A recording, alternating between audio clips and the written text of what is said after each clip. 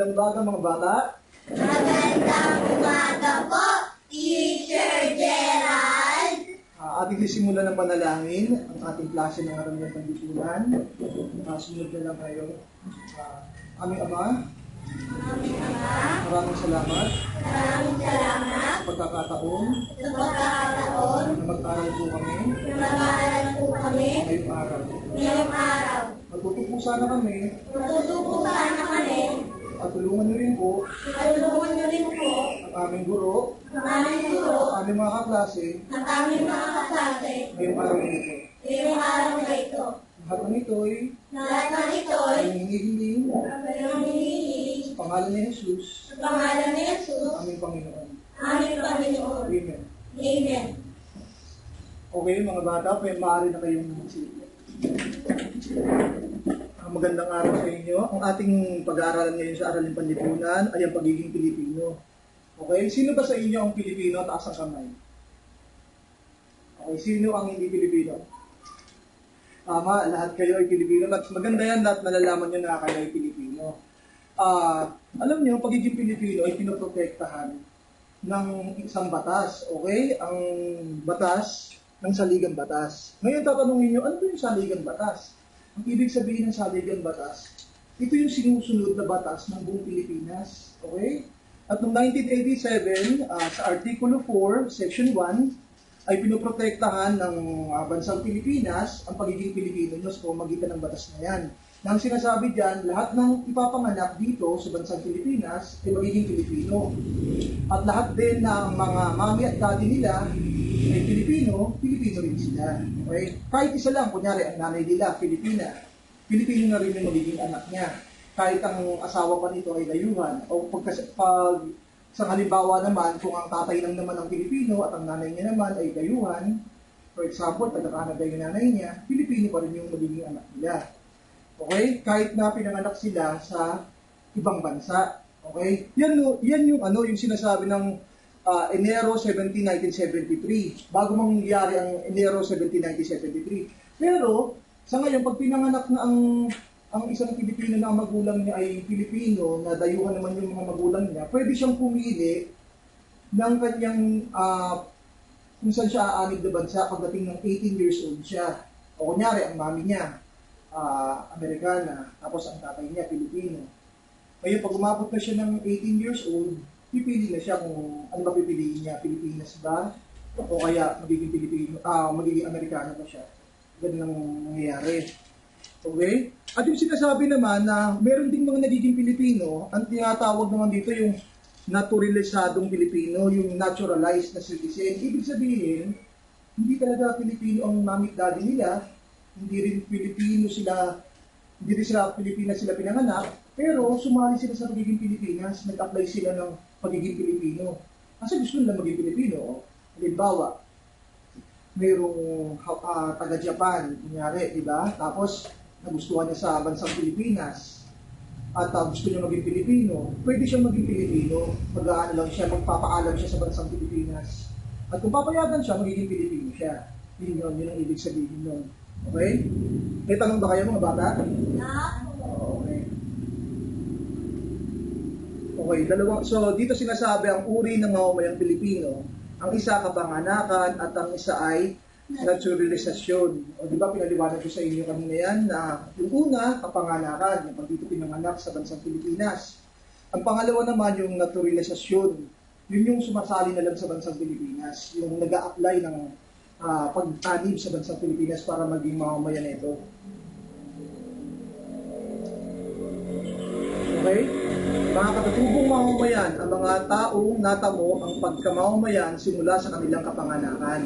Okay? Ang ibig sabihin ng mga katutubong mamamayan, yung talagang dito talaga sila pinanganak. Okay? Okay. Ito, ang basehan ng pagkamamamayan ayon sa kapanganakan. Jus sanguinis. Ang wala lang letrang S, pero Jus sanguinis yan talaga. Okay? Ang pagkamamamayan ayon sa relasyon sa dugo. So, ang salitang yan ay Latin na salita. Nang sinasabi, dahil lang sa dugo na tinataglay mo, ay magiging kaanib ka ng bansa kung saan nakatira ang iyong mga magulang. Okay? Kaya dito pinapakita nga na yung bata, may mga magulang siya, at kung sino ang magulang niya, kung sa nakakaanig na bansa ang magulang niya, ay yun ang kakaaniban niyang bansa. Ang tawag dyan, jus sanguinis. Ang pangalawa naman ay jus soli. Okay? Ang ibig sabihin naman yan, pinanganak siya dun sa lugar na yun. Kaya siya naging Pilipino. Okay? O, halimbawa, ang nanay niya, Amerikana, tatay niya, Amerikano, pero pinanganak siya dito sa Maynila. O, sa palagay niyo, Amerikano siya o Pilipino siya? Pilipino. O, tama, Pilipino siya dahil pinanganak siya sa bansang Pilipinas, kaya Pilipino naman siya. Pero sa batas ng Amerika naman, itinuturing din naman siya na Amerikano rin siya kasi pinanganak naman siya na ang nanay at tatay niya ay mga taga-Amerika. Kaya pipili na nga lang siya pagdating niya ng 18 years old kung anong gusto niyang aniban. Okay. Yan yung pinaliwanag ko sa inyo, yung naturalization ng pagiging Pilipino. Yung foreigner siya at sumali na lang siya sa pagiging citizenship ng Pilipinas. Okay? So, kunyari, ang isang tao, sino ang pwede magbasa na ito? Si Yvonne, ikaw, pakibasa. Kung dilaw lang.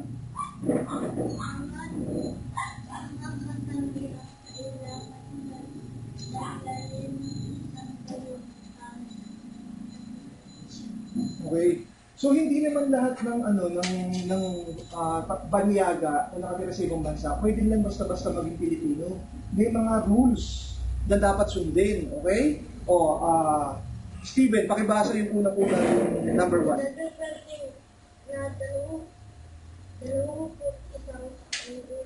sa araw ng pag-inig sa kaso. Okay. Ang ibig sabihin yan, yung foreigner, kunyari nga, yung Japanese, gusto niya maging Pilipino, dapat 21 years old na siya. Hindi pwede yung mas bata pa siya doon. Kunyari, gusto niya lang maging Pilipino po, namasyal siya sa Pilipinas, 10 years old pa lang siya. Sabi niya, ang ganda pa lang sa Pilipinas. Gusto ko maging Pilipino. 10 years old pa lang siya. Sabihin niya, magpapaalam na siya. Hindi siya papayagan. Dapat 21 years old na siya nung ina-apply niya ang kanyang pagka-Pilipino sa bansang Pilipinas. Okay? Tapos, Naomi, ikaw sa pangalawa. Pakibasa. 10 taon na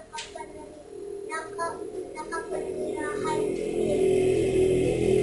Tama.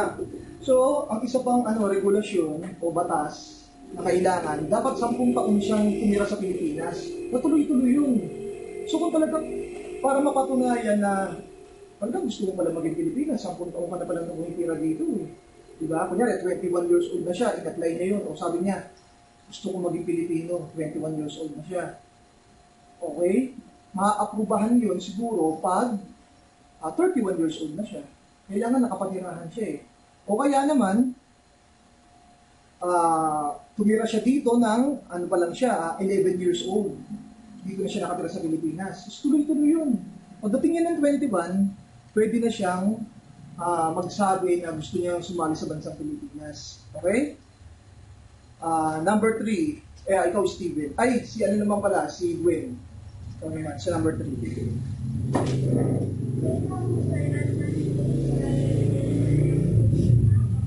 Tama.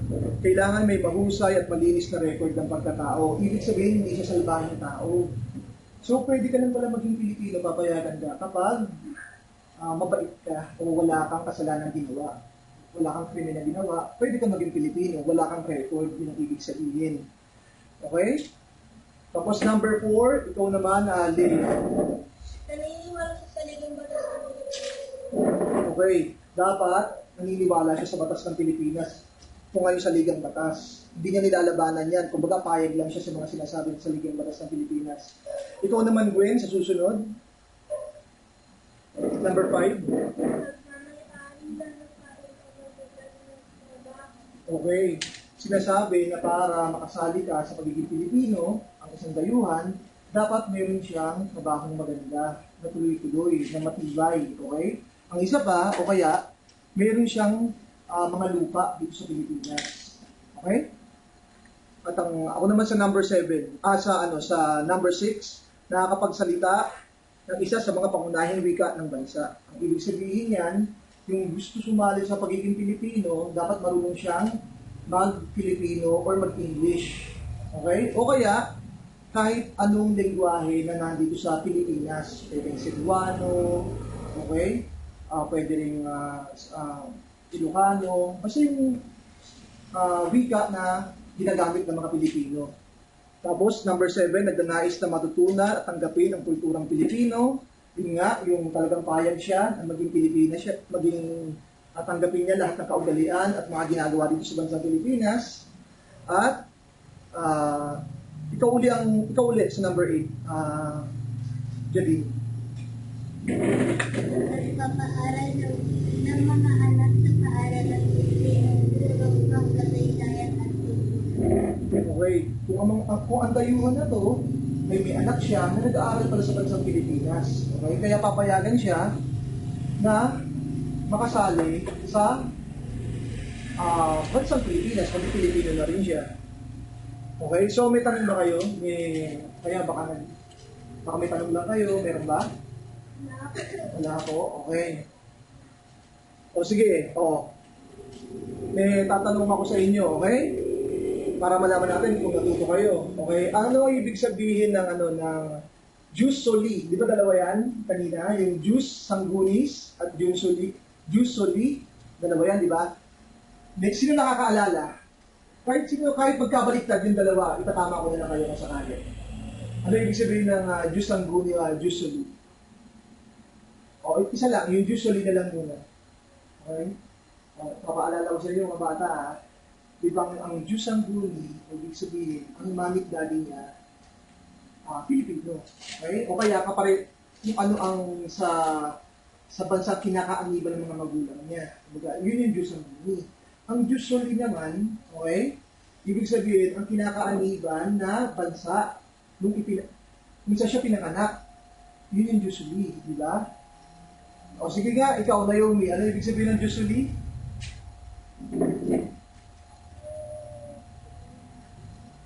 Kaya sabi ko lang, di ba, na pinanganak siya sa bansa na yun, kaya yun ang makukuha niyang pagkakaanib sa bansa na yun, yung magiging mamamayan niya. Halimbawa, ipapaliwanag ko ulit sa inyo, pinanganak siya sa Pilipinas, kaya magiging Pilipino siya. Yun yung jus soli. Okay? Pag pinanganak naman pinanganak naman siya sa Amerika, okay? O palagay niyo, giging pagkakamamamayan nun. Sa Amerika pinanganak, ano mangyayari? Ano tawag sa kanya? O tama, kasi jus soli niya, Amerikano siya. Okay? Ang jus sanguinis naman, sanguinis, ibig sabihin naman sa dugo. Okay? Ang nanay at tatay niya, Pilipino, kaya Pilipino rin siya. Okay? Pag ang nanay niya ay nasa Canada, nanay niya Canada pareho, pati yung tatay niya, magiging naman siya, Canadian naman siya. Ibig sabihin nun, jus sanguinis. Okay? Okay. Alam mo, ang pagiging Pilipino natin, pwede rin mawala. Kasi, di ba, kung ang iba nga gusto maging Pilipino, sumasali siya sa pagkakaanib sa bansang Pilipinas, yung ibang mga dayuhan. Tayo mga Pilipino rin, yung iba, sumasali din sa, nag-a-apply din siya ng citizenship sa ibang bansa. Kaya nagiging ibang mamamayan na rin siya. Kaya pwedeng mawala ang pagka-Pilipino. Ngayon, pag nawala ang pagka-Pilipino ng isang Pilipino, alam niyo ba na pwede ulitong makuha ulit?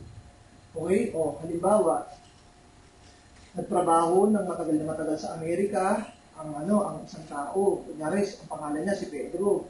Trabaho siya na matagal sa Amerika. At nag-apply siya ng citizenship sa Amerika, gusto niya na maging Amerikano. Okay? Ngayon na naging Amerikano siya, nawala na ang kanyang pagka-Pilipino. Kasi naging Amerikano na siya. Okay? Pero pwede uli siya maging Pilipino. Magiging dalawa ang citizenship niya. Ang kailangan niya lang gawin, magkakaroon ng muling naturalisasyon. Magiging naturalized uli siya.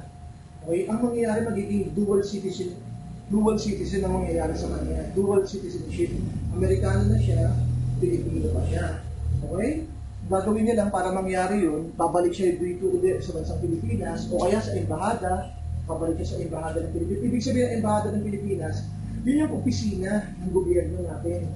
Kunyari, opisina ng gobyerno natin sa Japan, opisina ng gobyerno natin sa Amerika, ang tawag doon, embahada. Okay?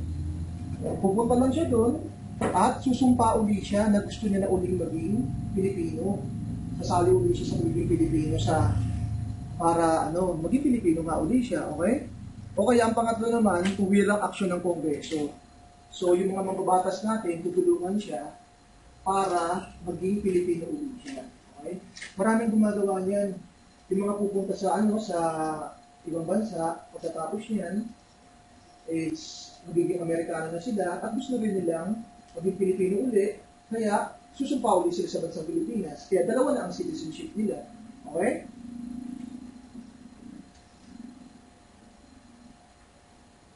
Okay. Saka, ang pagiging Pilipino nyo, pwede rin mawala kapag may mga nagawa kayo sa mga bagay na ito. Okay? Naomi, pakibasa ang number 1.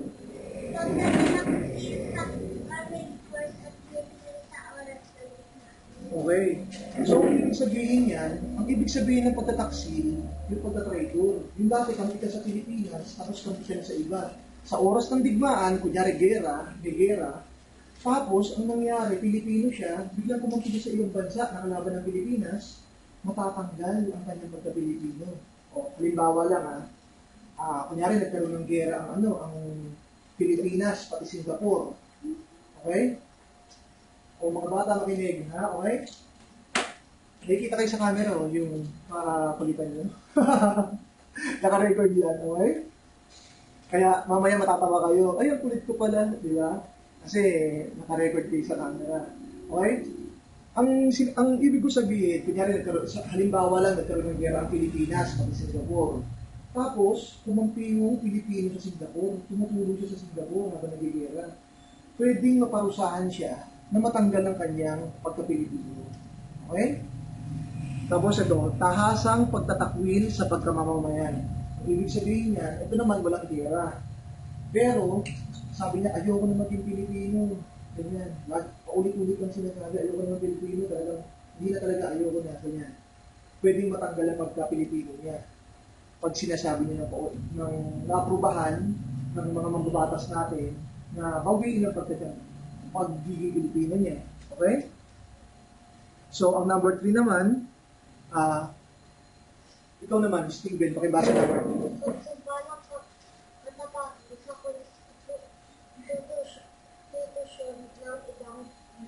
Okay.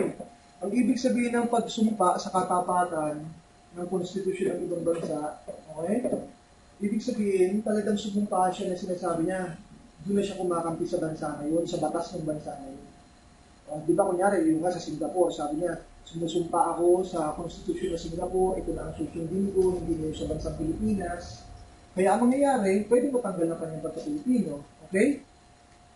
At, ikaw naman uli, sino pa hindi sumasagot masyado? Ikaw, Leah, dito sa number 4. Pagiging matulad, isladang mamayan ng ibang bansa. Okay. Yun nga yung binanggit ko kanina, di ba? Si Pedro, nasa Amerika siya, sumupa siya sa bansang Amerika para umanig na sa bansang Amerika. Okay, naging citizen na siya ng bansang Amerika, mawawala na ang kanyang pagka-Pilipino pag nangyari yan. Kaya nga sinasabi ko nga kanina, pag nawala na, sabi ko pwede ulit makuha, pupunta lang siya sa embahada ng Pilipinas o kaya babalik lang siya dito sa bansang Pilipinas at manunumpa naman uli siya na gusto niya ulit maging Pilipino. Pwede uli makuha yun. Okay? Pero hanggat di mo agad kinukuha yun, wala na yun. Okay? O, mga bata, natalakay na natin ang lahat. Yung mga tanong tayo. Okay? So, naiintindihan di ba na maswerte kayo dahil pinuha na kayo sa bansang Pilipinas dahil ang bansa natin, demokrasya, may kalayaan ngayon. Okay? Very good, Leah. O sige, maaari na kayo tumayo. At tayo ating klase. Okay? So, wrap up lang. Okay? Ang pinag-aralan natin ngayon ay ang pagiging Pilipino ng bawat isa at ang mga karapatan ng mga bata. Okay? So, nanalangin na tayo. Okay? Diyos Ama, maraming salamat Maraming salamat sa pagkakataon sa pagkakataon na na kami makapag-aral. kami makapag-aral. Ihatid niyo kami Ihatid niyo kami sa aming mga bahay sa aming mga bahay ng ligtas. ng ligtas. Lahat ng ito'y Lahat ng ito'y aming hinihiling aming hinihiling sa aming ni Jesus, sa pangalan ni Jesus, aming tagapagligtas. aming tagapagligtas. Amen. Amen. Okay. So maraming salamat mga bata. Maaari na kayong muli. Okay?